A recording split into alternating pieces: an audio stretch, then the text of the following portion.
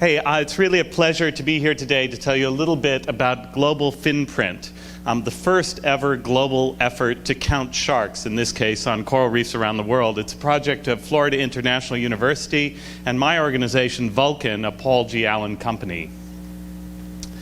Now, Paul is a scuba diver, and like many of us who dive, he's noticed that in his lifetime, sharks are disappearing from coral reefs around the world. And he's right, and sharks really are in deep water. Why? Mainly because of the global trade in their fins, mainly for shark fin soup. And with the decline of sharks, you see the decline of the ecosystems that depend on them as apex predators, like coral reefs. A major contributing factor to all of this is that we know so little about sharks. There are about 1,250 species of sharks and rays, we think, but we find new ones every year. We estimate that people catch and kill about 100 million sharks per year, but actually it could be 75 million or 300 million. We don't know. The International Union for the Conservation of Nature lists 249 species of sharks and rays as vulnerable to extinction, but that's only because 3/4 of the species we have no data at all, so we have no idea. One reason we know so little is that sharks are really hard to count. Traditionally, we try to count them by scuba diving, but you can imagine that's not scalable globally. Or we can also count sharks by measuring how much effort it takes to catch them and fish for them, but that only works for commercially important species. About 10 years ago, someone came up with a new way to count sharks, which was revolutionary. Baited remote underwater video.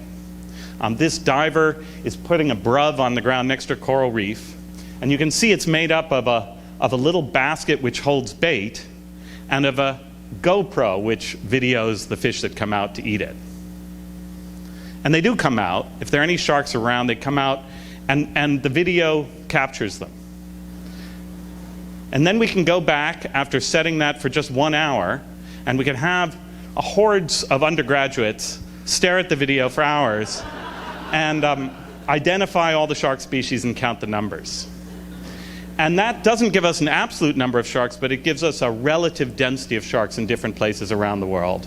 Now, this has been done in lots of individual places, but no one had ever tried to do it globally before until this crazy man from then Stony Brook, now Florida International University, Damian Chapman, came to us here at Vulcan, and he said, we have the technology to count sharks on all the coral reefs of the world, let's do it. And so 2 years ago, Paul Allen said, yes, do it. And he got started, and initially, he proposed that he'd try to count sharks on 200 reefs around the world.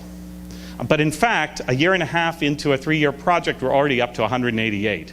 So he's now scaled it up, and he's hoping to go to 400 reefs in the next year and a half. The green dots on this map show reefs that are already counted, the red ones, reefs that we still have to count, and the black ones, reefs that he'd like to count if he can raise more money. Very, very exciting. This is producing reams of data, far more data than we've ever had before about the density of sharks around the world. And that data, Paul and the whole program are absolutely committed that that data will be openly available to the general public, to academics, and to policymakers once it's been published academically.